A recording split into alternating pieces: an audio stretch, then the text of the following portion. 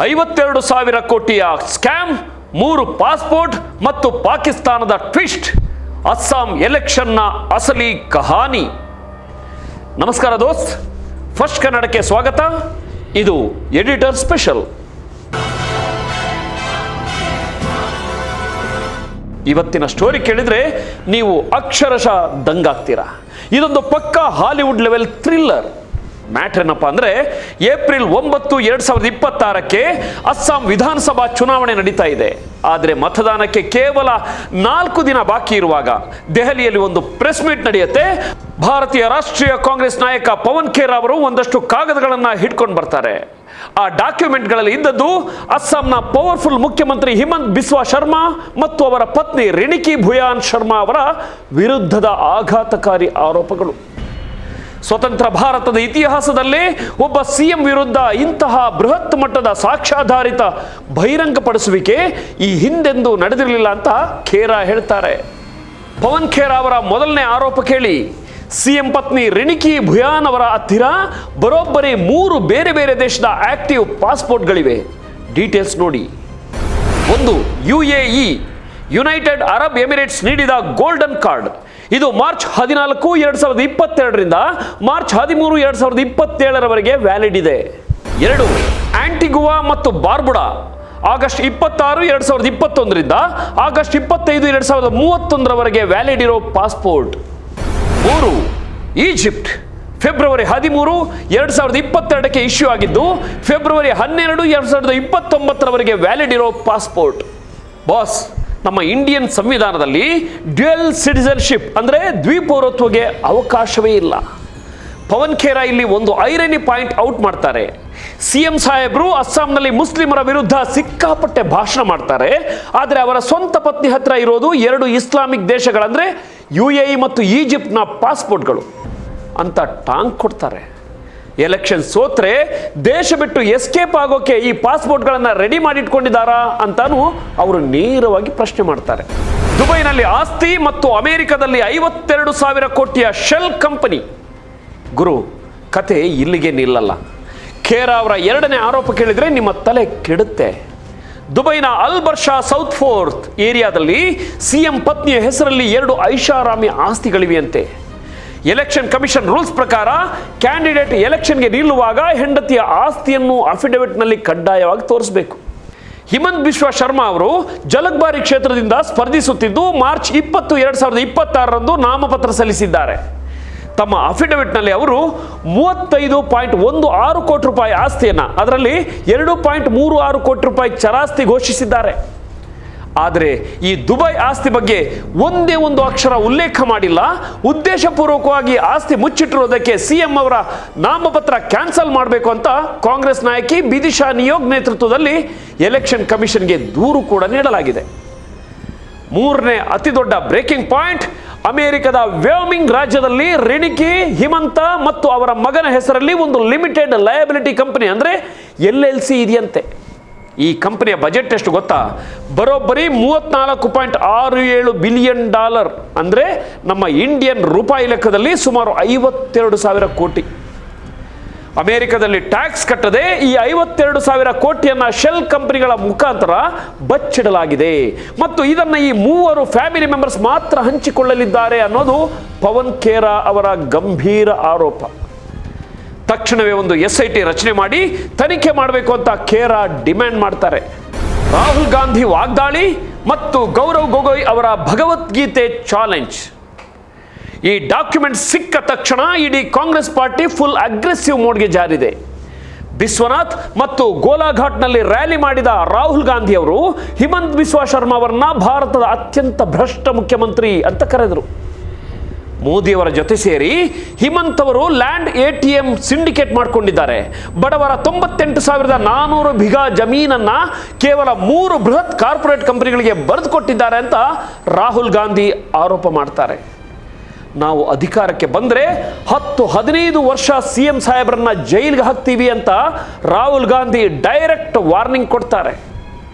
ಮತ್ತೊಂದು ಕಡೆ ಮಲ್ಲಿಕಾರ್ಜುನ ಖರ್ಗೆ ಅವರು ಅಸ್ಸಾಂನಲ್ಲಿ ಟೀ, ಕಲ್ಲಿದ್ದಲು ಮತ್ತು ಲ್ಯಾಂಡ್ ಸಿಂಡಿಕೇಟ್ ನಡೀತಾ ಇದೆ ಅಂತಾರೆ. ಅಸ್ಸಾಂ ಕಾಂಗ್ರೆಸ್ ಅಧ್ಯಕ್ಷ ಗೌರವ್ ಗೊಗೊಯ್ ಅವರು ಒಂದು ಹೆಜ್ಜೆ ಮುಂದೆ ಹೋಗಿ ಭಗವದ್ಗೀತೆ ಚಾಲೆಂಜ್ ಹಾಕ್ತಾರೆ. ಲಂಡನ್ನಲ್ಲಿ ನನಗೆ ಯಾವುದೇ ಆಸ್ತಿ ಇಲ್ಲ ಅಂತ ನಾನು ಭಗವದ್ಗೀತೆಯ ಮೇಲೆ ಆಣೆ ಮಾಡಿ ಹೇಳ್ತೀನಿ. CM ಅವರಿಗೂ ತಾಕತ್ತಿದ್ರೆ ತಮ್ಮ ಪತ್ನಿಗೆ ದುಬೈನಲ್ಲಿ ಆಸ್ತಿ ಇಲ್ಲ, 3 ಪಾಸ್ಪೋರ್ಟ್ ಇಲ್ಲವೇ ಇಲ್ಲ ಅಂತ ಭಗವದ್ಗೀತೆ ಮೇಲೆ ಆಣೆ ಮಾಡ್ತಾರಾ ಅಂತ ರಹಾದಲ್ಲಿ ನಡೆದ ರ್ಯಾಲಿಯಲ್ಲಿ ಗೊಗೊಯ್ ಸವಾಲೆಸಿದ್ದಾರೆ. ಇದಷ್ಟೇ ಅಲ್ಲದೆ ನಿಮ್ಮ ಹೆಂಡತಿಗೆ ದುಬೈ ಗೋಲ್ಡನ್ ವೀಸಾ ಇದೆಯಾ, ವಿದೇಶದಲ್ಲಿ ಬಿಸ್ನೆಸ್ ಇದೆಯಾ, ಅಫಿಡವಿಟ್ನಲ್ಲಿ ಯಾಕೆ ಮುಚ್ಚಿಟ್ಟಿದ್ದೀರಿ ಅಂತ 5 ನೇರ ಪ್ರಶ್ನೆಗಳನ್ನ ಗೊಗೊಯ್ ಕೇಳ್ತಾರೆ. CM ಕೌಂಟರ್ ಅಟ್ಯಾಕ್ ಮತ್ತು ಪಾಕಿಸ್ತಾನದ ಟಿಪ್ಪು ಸುಲ್ತಾನ್ ಟ್ವಿಸ್ಟ್. ಬಾಸ್, ಇಷ್ಟೆಲ್ಲ ಆದ್ಮೇಲೆ ಅಸ್ಸಾಂನ ಚಾಣಕ್ಯ ಅಂತ ಕರೆಸ್ಕೊಳ್ಳೋ ಹಿಮಂತ್ ಬಿಸ್ವಾ ಶರ್ಮಾ ಸುಮ್ಮನೆ ಕೂರ್ಲಿಲ್ಲ. ಫುಲ್ ಆಕ್ಷನ್ ಮೋಡ್ಗೆ ಬಂದು ಗುವಾಹಟಿಯಲ್ಲಿ ಪ್ರೆಸ್ ಮೀಟ್ ಮಾಡ್ತಾರೆ. ಇದೆಲ್ಲ ಫೇಕ್ ಆರ್ಟಿಫಿಷಿಯಲ್ ಇಂಟೆಲಿಜೆನ್ಸ್ ಅಂದ್ರೆ AI ಮತ್ತು ಫೋಟೋಶಾಪ್ ಇಂದ ಮಾಡಿರೋ ಕ್ಯಾಂಪೇನ್ ಅಂತ ರಿವರ್ಸ್ ಅಟ್ಯಾಕ್ ಮಾಡ್ತಾರೆ. ಇಲ್ಲಿ ಬರುತ್ತೆ ನೋಡಿ ಮೈಂಡ್ ಬ್ಲೋಯಿಂಗ್ ಟ್ವಿಸ್ಟ್. ಖೇರಾ ತೋರಿಸಿದ UAE ಪಾಸ್ಪೋರ್ಟ್ ಅನ್ನ ಟಿಪ್ಪು ಸುಲ್ತಾನ್ ಅನ್ನೋ ಹೆಸರಿನ ಪಾಕಿಸ್ತಾನಿ ಪ್ರಜೆಯೊಬ್ಬ ಸೋಷಿಯಲ್ ಮೀಡಿಯಾದಲ್ಲಿ ಮೊದಲು ಅಪ್ಲೋಡ್ ಮಾಡಿದ್ದ. ಅದನ್ನೇ ಕದ್ದು ಕಾಂಗ್ರೆಸ್ನವರು AI ಬಳಸಿ ಫೋಟೋಶಾಪ್ ಮಾಡಿದ್ದಾರೆ ಅಂತ CM ಹೇಳ್ತಾರೆ. ಅಷ್ಟೇ ಅಲ್ಲ, ಕಳೆದ 10 ದಿನಗಳಿಂದ ಪಾಕಿಸ್ತಾನದ ಟಿವಿ ಚಾನೆಲ್ಗಳು ಕನಿಷ್ಠ 11 ಟಾಕ್ ಶೋಗಳನ್ನು ಮಾಡಿ ಅಸ್ಸಾಂನಲ್ಲಿ ಕಾಂಗ್ರೆಸ್ ಗೆಲ್ಲಬೇಕು ಅಂತ ಪ್ರಚಾರ ಮಾಡ್ತಿವೆ. ಈ ನಕಲಿ ಡಾಕ್ಯುಮೆಂಟ್ಸ್ ಕೂಡ ಒಂದು ಪಾಕಿಸ್ತಾನಿ ಸೋಷಿಯಲ್ ಮೀಡಿಯಾ ಗ್ರೂಪ್ ಇಂದ ಬಂದಿರೋದು ಅಂತ CM ಹೊಸ ಬಾಂಬ್ ಸಿಡಿಸ್ತಾರೆ. ಇದು BJPಯ ಹಳೆಯ ರೋಗ ಬಿಡಿ. ಪ್ರಧಾನಿ ಮೋದಿ ಸೇರಿದಂತೆ ಯಾರೇ ಆಗಲಿ 1 ನಿಮಿಷದ ಭಾಷಣದಲ್ಲಿ ಮುಸ್ಲಿಂ ಪಾಕಿಸ್ತಾನ ಪ್ರಸ್ತಾಪ ಇಲ್ಲದೆ ಹೋದರೆ ಅವರ ಭಾಷಣ ಮುಕ್ತಾಯವಾಗೋದೇ ಇಲ್ಲ. ಸುಮ್ಮನೆ ಪಾಕಿಸ್ತಾನ, ಸುಮ್ಮನೆ ಮುಸ್ಲಿಂ ಹೆಸರುಗಳನ್ನ ಎಳುತ್ತಂದ್ರೆ ಮಾತ್ರವೇ ಅವರಿಗೆ ಅಂದು ತಿಂದ ಅನ್ನ ಕರಗೋದು. ಇನ್ನು ದುಬೈ ಆಸ್ತಿ ವಿಚಾರಕ್ಕೆ ಬಂದರೆ CM ತನ್ನ Xನಲ್ಲಿ ಒಂದು ಪೋಸ್ಟ್ ಹಾಕ್ತಾರೆ. ಆ ಮೇ ರೆಸಿಡೆನ್ಸ್ ಫ್ಲಾಟ್ನ ಅಸಲಿ ಓನರ್ಗಳು MD ಅಹಮದ್ ಮತ್ತು ಫಾತಿಮಾ ಸುಲೈಮಾನ್. ಕಾಂಗ್ರೆಸ್ ನಾಯಕರು ಈ ಡಾಕ್ಯುಮೆಂಟ್ ಅನ್ನ ಸ್ಕ್ರಿಪ್ಟ್ ಅನ್ನೋ ಡಾಕ್ಯುಮೆಂಟ್ ಶೇರಿಂಗ್ ವೆಬ್ಸೈಟ್ ಇಂದ ಕದ್ದಿದ್ದಾರೆ ಅಂತ CM ಲಿಂಕ್ ಸಮೇತ Xನಲ್ಲಿ ಹಾಕಿ ನೀವೇ ಬೇಕಿದ್ರೆ ನಿಮ್ಮ ಫೋನ್ನಲ್ಲಿ ಚೆಕ್ ಮಾಡಿ ಅಂತ ಪ್ರೂವ್ ಮಾಡ್ತಾರೆ. ಇನ್ನು 52,000 ಕೋಟಿಯ ಅಮೆರಿಕದ ಕಂಪನಿ ಬಗ್ಗೆ ಈ CM ಏನಂದ್ರೆ ಗೊತ್ತಾ? ಬಾಸ್, ಅಮೆರಿಕದಲ್ಲಿ ಕೇವಲ $199 ಕೊಟ್ಟು ಯಾರು ಬೇಕಾದರೂ ಆನ್ಲೈನ್ನಲ್ಲಿ ಒಂದು LLC ಕಂಪನಿ ರಿಜಿಸ್ಟರ್ ಮಾಡಬಹುದು. ನಿನ್ನೆ ಖೇರಾ ಪ್ರೆಸ್ ಮೀಟ್ ಆದಮೇಲೆ ನನ್ನ ಟೀಮ್ ಅವರೇ ರಿನೇಕಿ ಹೆಸರಿನಲ್ಲಿ ಇನ್ನೊಂದು ಕಂಪನಿ ಕ್ರಿಯೇಟ್ ಮಾಡಿದ್ದಾರೆ ನೋಡಿ ಅಂತ ಪ್ರಾತ್ಯಕ್ಷಿಕೆ ಕೂಡ ಕೊಡ್ತಾರೆ. ಇದರ ಜೊತೆಗೆ ಇಂಡಿಯಾ ಟುಡೇ NE ಮಾಡಿರೋ ಫ್ಯಾಕ್ಟ್ ಚೆಕ್ನಲ್ಲಿ ಒಂದು ಇಂಟ್ರೆಸ್ಟಿಂಗ್ ವಿಚಾರ ಹೊರಬರುತ್ತೆ. ಖೇರಾ ಅವರು ತೋರಿಸಿದ ರಿಣಿಕಿ ನಂದಿ LLC ಅನ್ನೋ ಕಂಪನಿ ಡಿಸೆಂಬರ್ 2025ರಲ್ಲಿ ಇರಲೇ ಇಲ್ಲ. ಅದು ಶುರುವಾಗಿದ್ದೇ ಏಪ್ರಿಲ್ 3, 2026ರಂದು. ಜೊತೆಗೆ ಖೇರಾ ಡಾಕ್ಯುಮೆಂಟ್ಗಳಲ್ಲಿ ರಿಣಿಕಿ ಅವರ ಸರ್ನೇಮ್ ಅನ್ನ ಸರ್ಮಾ ಅಂತ ತಪ್ಪಾಗಿ ಬರೆಯಲಾಗಿದೆ. ಅಸಲಿಗೆ ಅವರು ಶರ್ಮಾ ಅಂದ್ರೆ SHARMA ಅಂತ ಬರೆಯೋದು. ಇವೆಲ್ಲ ಪ್ರಿಲಿಮಿನರಿ ಫ್ಯಾಕ್ಟ್ ಚೆಕ್ನಲ್ಲಿ ಗೊತ್ತಾಗುತ್ತೆ. ರಾತ್ರೋರಾತ್ರಿ FIR ಮತ್ತು ದೆಹಲಿಯಲ್ಲಿ ಪೊಲೀಸ್ ರೇಡ್. ಈಗ ಈ ಬೋಗಸ್ ಆರೋಪಕ್ಕೆ ಪ್ರತಿಯಾಗಿ ಈ ಪೊಲಿಟಿಕಲ್ ಫೈಟ್ ಬರೀ ಮೈಕ್ಗಳಿಗೆ ಮಾತ್ರ ಸೀಮಿತ ಆಗಲಿಲ್ಲ. ಭಾನುವಾರ ಮಧ್ಯರಾತ್ರಿ ಅಂದರೆ ಏಪ್ರಿಲ್ 5 CM ಪತ್ನಿ ರಿಣಿಕಿ ಭುಯಾನ್ ಶರ್ಮಾ ಅವರು ಗುವಾಹಟಿಯ ಪಾನ್ ಬಜಾರ್ ಕ್ರೈಮ್ ಬ್ರಾಂಚ್ ಠಾಣೆಯಲ್ಲಿ ಖೇರಾ ವಿರುದ್ಧ ಫೋರ್ಜರಿ BNS 2023 FIR ದಾಖಲಿಸ್ತಾರೆ. ಕೇವಲ 48 ಗಂಟೆಗಳ ಒಳಗೆ ಅಸ್ಸಾಂ ಪೊಲೀಸ್ ಟೀಮ್ ದೆಹಲಿಯ ನಿಜಾಮುದ್ದೀನ್ ಈಸ್ಟ್ನಲ್ಲಿರುವ ಪವನ್ ಖೇರಾ ಅವರ ಮನೆ ಮೇಲೆ ದಿಢೀರ್ ರೇಡ್ ಮಾಡ್ತಾರೆ. ರೇಡ್ ಟೈಮ್ನಲ್ಲಿ ಖೇರಾ ಮನೆಯಲ್ಲಿ ಇರಲಿಲ್ಲ. ಆದರೆ ನಾವು ಕೆಲವೊಂದು ಆಕ್ಷೇಪಾರ್ಹ ದಾಖಲೆಗಳನ್ನು ಅಂದರೆ ಇನ್ಕ್ರಿಮಿನೇಟಿಂಗ್ ಡಾಕ್ಯುಮೆಂಟ್ಸ್ ವಶಪಡಿಸಿಕೊಂಡಿದ್ದೀವಿ ಅಂತ Assam police DCP doctor Devajit Nath ಹೇಳ್ತಾರೆ. CM ಹಿಮಂತ ಅವರು ಶಿವಸಾಗರದಿಂದ ವಾರ್ನಿಂಗ್ ಕೊಡ್ತಾ ಪವನ್ ಖೇರಾ ಗುವಾಹಟಿಯಿಂದ ದೆಹಲಿಗೆ ಹೋಗಿ ಈಗ ಪೊಲೀಸರು ಬರ್ತಾರೆ ಅಂತ ಹೈದರಾಬಾದ್ಗೆ ಎಸ್ಕೇಪ್ ಆಗಿದ್ದಾರೆ. ಈ ನಕಲಿ ಡಾಕ್ಯುಮೆಂಟ್ಸ್ ಬಳಸಿರೋದಕ್ಕೆ ಸೆಕ್ಷನ್ 420 ಮತ್ತು 468 ಅದರ ಅಡಿಯಲ್ಲಿ ಜೀವಾವಧಿ ಶಿಕ್ಷೆ ಆಗುತ್ತೆ. ಖೇರಾ ಅವರು ತಮ್ಮ ಕೊನೆ ದಿನಗಳನ್ನು ಅಸ್ಸಾಂ ಜೈಲಲ್ಲೇ ಕಳೀತಾರೆ ಅಂತ ಗುಡುಕ್ತಾರೆ. ಇದನ್ನು ನೋಡಿ ಕಾಂಗ್ರೆಸ್ ನಾಯಕ ಜೈರಾಮ್ ರಮೇಶ್ ಫುಲ್ ಗರಂ ಆಗಿ ಸಾರ್ವಜನಿಕ ಹಿತಾಸಕ್ತಿಯ ಭ್ರಷ್ಟಾಚಾರದ ಬಗ್ಗೆ ಪ್ರಶ್ನೆ ಕೇಳಿದ್ದಕ್ಕೆ ವಿರೋಧ ಪಕ್ಷದ ನಾಯಕರ ಮನೆಗೆ ED ಪೊಲೀಸ್ ಪಡೆಯನ್ನೇ ಕಳಿಸೋದು ಒಂದು ವಿಚ್ ಹಂಟ್.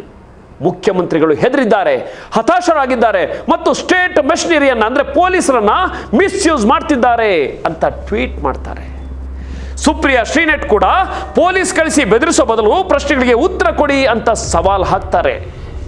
ಫ್ರೆಂಡ್ಸ್, ಈಗ ಬರೋಣ ಅಸಲಿ ಮ್ಯಾಟರ್ಗೆ. ಈ ಇಡೀ ಡ್ರಾಮವನ್ನು ನಾವು ಕ್ರಿಟಿಕಲ್ ಆಗಿ ಅನಲೈಸ್ ಮಾಡಲೇಬೇಕು. ಇದು ಕೇವಲ ಒಂದು ರಾಜ್ಯದ ಎಲೆಕ್ಷನ್ ಸ್ಟೋರಿ ಅಲ್ಲ, ಇದು ನಮ್ಮ ಮಾಡರ್ನ್ ಪಾಲಿಟಿಕ್ಸ್ನ ಕನ್ನಡಿ. ಒಂದು ಎಲೆಕ್ಷನ್ ಗೆಲ್ಲಲು ಕಾಂಗ್ರೆಸ್ ಇಂಥ ಚೀಪ್ ಗಿಮಿಕ್ ಮಾಡಬಾರ್ದಿತ್ತು. ಇತ್ತೀಚೆಗೆ ಎಲ್ಲ ಕಡೆಗೂ ಪವನ್ ಖೇರಾ ಕಾಣಿಸ್ಕೊಳ್ತಿದ್ದಾಗಲೇ ಇಂಥ ಯಾವುದೋ ಚೀಪ್ ಟ್ರಿಕ್ಸ್ಗಳ ವಾಸನೆ ಹೊಡಿತಿತ್ತು. ಅದು ಈಗ ಬಯಲಿಗೆ ಬಂದಿದೆ. ಅಕಸ್ಮಾತ್ ಆಗಿ ಇದು ಸತ್ಯವೇ ಆಗಿದ್ರೆ ಆಗುತ್ತಿದ್ದ ಡ್ಯಾಮೇಜ್ಗಳ ಕಡೆಗೆ ನೋಡೋದಾದ್ರೆ ಒಂದ್ ಕಡೆ ಪವನ್ ಖೇರಾ ಅವರು ಈ ಡಾಕ್ಯುಮೆಂಟ್ಸ್ ತಂದಿದ್ದು ಯಾವಾಗ? ಎಲೆಕ್ಷನ್ಗೆ ಜಸ್ಟ್ 4 days, ಅಂದ್ರೆ ಕೇವಲ 96 ಗಂಟೆ ಇರುವಾಗ. ಪಾಶ್ಚಿಮಾತ್ಯ ದೇಶಗಳಲ್ಲಿ ಇದನ್ನ ಅಕ್ಟೋಬರ್ ಸರ್ಪ್ರೈಸ್ ಅಂತಾರೆ. ಎಲೆಕ್ಷನ್ ನರೇಟಿವ್ ಅನ್ನ ಒಂದೇ ಏಟಿಗೆ ಬದಲಾಯಿಸೋಕೆ ಕಾಂಗ್ರೆಸ್ ಮಾಡಿದ ಪಕ್ಕಾ ಸ್ಟ್ರಾಟಜಿ ಇದು. ಒಂದು ವೇಳೆ ಈ ಅಫಿಡವಿಟ್ನಲ್ಲಿ ಆಸ್ತಿ ಮುಚ್ಚಿಟ್ಟಿರೋದು ಪ್ರೂವ್ ಆದರೆ ಪ್ರಾತಿನಿಧ್ಯ ಕಾಯ್ದೆ ಅಂದ್ರೆ representation of the people act ಪ್ರಕಾರ ಹಿಮಂತ್ ಬಿಸ್ವಾ ಶರ್ಮಾ ಅವರ ಶಾಸಕ ಸ್ಥಾನವೇ ಕ್ಯಾನ್ಸಲ್ ಆಗುವ ಅಪಾಯ ಇತ್ತು. ಆದರೆ ಇನ್ನೊಂದು ಕಡೆ ಟೆಕ್ನಾಲಜಿ ಎಷ್ಟರ ಮಟ್ಟಿಗೆ ಬೆಳೆದಿದೆ ಅಂದರೆ ಪೋಸ್ಟ್ ಟ್ರುತ್ ಜಗತ್ನಲ್ಲಿ ನಾವಿದ್ದೀವಿ. ಖೇರಾ ಅವರು ಇದೇ ಕಾಗದ ಇದೇ ಸತ್ಯ ಅಂತಾರೆ. CM ಅವರು ಪ್ರೆಸೆಂಟೇಷನ್ ಕೊಟ್ಟು ಇದು AI ಫೋಟೋಶಾಪ್, ಇದು ಸ್ಕ್ರಿಪ್ಟಿಂದ ಕದ್ದಿರೋದು ಅಂತಾರೆ. ಜನಸಾಮಾನ್ಯರಿಗೆ ಯಾವುದು ಅಸಲಿ ಯಾವುದು ನಕಲಿ ಅಂತ ಫೈಂಡ್ ಔಟ್ ಮಾಡೋದೇ ಅಸಾಧ್ಯವಾಗಿಬಿಟ್ಟಿದೆ. ರಾಜಕಾರಣಿಗಳಿಗೆ ಡಿಜಿಟಲ್ ಯುಗದಲ್ಲಿ ಇದು ಡೀಪ್ ಫೇಕ್ ಅಂತ ಹೇಳಿ ಸುಲಭವಾಗಿ ಎಸ್ಕೇಪ್ ಆಗೋಕೆ ಒಂದು ಶೀಲ್ಡ್ ಸಿಕ್ಕಂತಾಗಿದೆ. ಮತ್ತೊಂದು ಭಯಾನಕ ಟ್ರೆಂಡ್ ಅಂದ್ರೆ ಪೊಲೀಸ್ ಪಡೆಯ ಅಸ್ತ್ರೀಕರಣ, ವೆಪನೈಸೇಷನ್ ಆಫ್ ಪೊಲೀಸ್. ವಿರೋಧ ಪಕ್ಷದ ನಾಯಕನೊಬ್ಬ ಪ್ರೆಸ್ ಮೀಟ್ ಮಾಡಿದ ಕೇವಲ 48 ಗಂಟೆಗಳಲ್ಲಿ 2000 ಕಿಲೋಮೀಟರ್ ದೂರದ ಮತ್ತೊಂದು ರಾಜ್ಯಕ್ಕೆ ಹೋಗಿ ಪೊಲೀಸರು ರೇಡ್ ಮಾಡ್ತಾರೆ ಅಂದ್ರೆ ಇದು ಪ್ರಜಾಪ್ರಭುತ್ವದ ದೃಷ್ಟಿಯಿಂದ ತುಂಬಾನೇ ಅಪಾಯಕಾರಿ ಬೆಳವಣಿಗೆ. ಹಾಗೆ ಪ್ರತಿಯೊಂದು ಭ್ರಷ್ಟಾಚಾರದ ಆರೋಪ ಬಂದಾಗಲೂ ಅದಕ್ಕೆ ಪಾಕಿಸ್ತಾನದ ಲಿಂಕ್, ಇಲ್ಲಿ ಟಿಪ್ಪು ಸುಲ್ತಾನ್ ಅಂತ ಕೊಟ್ಟು ಅದನ್ನ ರಾಷ್ಟ್ರೀಯ ಭದ್ರತೆಯ ವಿಷಯವಾಗಿ ಡೈವರ್ಟ್ ಮಾಡೋ ತಂತ್ರಗಾರಿಕೆ ಕೂಡ ಇಲ್ಲಿ ಸ್ಪಷ್ಟವಾಗಿ ಕಾಣಿಸ್ತಾ ಇದೆ. ಮೇ 4ಕ್ಕೆ ಎಲೆಕ್ಷನ್ ರಿಸಲ್ಟ್ ಇದೆ. ಆದರೆ ಈ ಕೇಸ್ನ ಕಾನೂನು ಹೋರಾಟ, ಎಲೆಕ್ಷನ್ ಕಮಿಷನ್ ತನಿಖೆ ಮತ್ತು ಫೋರ್ಜರಿ FIR ಮಾತ್ರ ಇನ್ನೂ ಹಲವು ವರ್ಷಗಳ ಕಾಲ ಸುಪ್ರೀಂ ಕೋರ್ಟ್ವರೆಗೂ ಸದ್ದು ಮಾಡೋದು ಗ್ಯಾರಂಟಿ. ನಿಮ್ಗೆ ಏನನ್ಸುತ್ತೆ ಬಾಸ್? ಖೇರಾ ಅವರ 52,000 ಕೋಟಿಯ ಆರೋಪಗಳಲ್ಲಿ ಸತ್ಯ ಇದೆಯಾ, ಅಥವಾ CM ಹೇಳಿದ ಹಾಗೆ ಇದೆಲ್ಲ ಪಾಕಿಸ್ತಾನದ AI ಫೋಟೋಶಾಪ್ ಷಡ್ಯಂತ್ರನ? ನಿಮ್ಮ ಒಪಿನಿಯನ್ನ ಕಮೆಂಟ್ ಸೆಕ್ಷನ್ನಲ್ಲಿ ತಿಳಿಸಿ. ಯಾಕೆಂದ್ರೆ ಆದದ್ದನ್ನ ಆದಂತೆ ನಿಮ್ಮ ಮುಂದೆ ಇಡೋದು ಕೂಡ ಈಗ ಚಳುವಳಿಯಾಗಿದೆ. ಯಾಕಂದ್ರೆ ಒಂದೊಂದು ಘಟನೆಯನ್ನು ಒಂದು ನರೇಟಿವ್ ಕಟ್ಟಿ ಜನರಿಗೆ ಮಂಕುಬೂದಿ ಏರ್ಚುವ ಕಾಲಘಟ್ಟದಲ್ಲಿ ನಾವಿದ್ದೀವಿ. ಸೊ ಇದು ಇವತ್ತಿನ ಚಳುವಳಿ ರೂಪದ ಸುದ್ದಿ. ನೋಡ್ತಾ ಇರಿ ಫಸ್ಟ್ ಕನ್ನಡ, ಆಗೋದಲ್ಲ ಒಳ್ಳೆಯದಕ್ಕೆ. ನಮಸ್ಕಾರ. ಜೈ ಹಿಂದ್, ಜೈ ಕರ್ನಾಟಕ.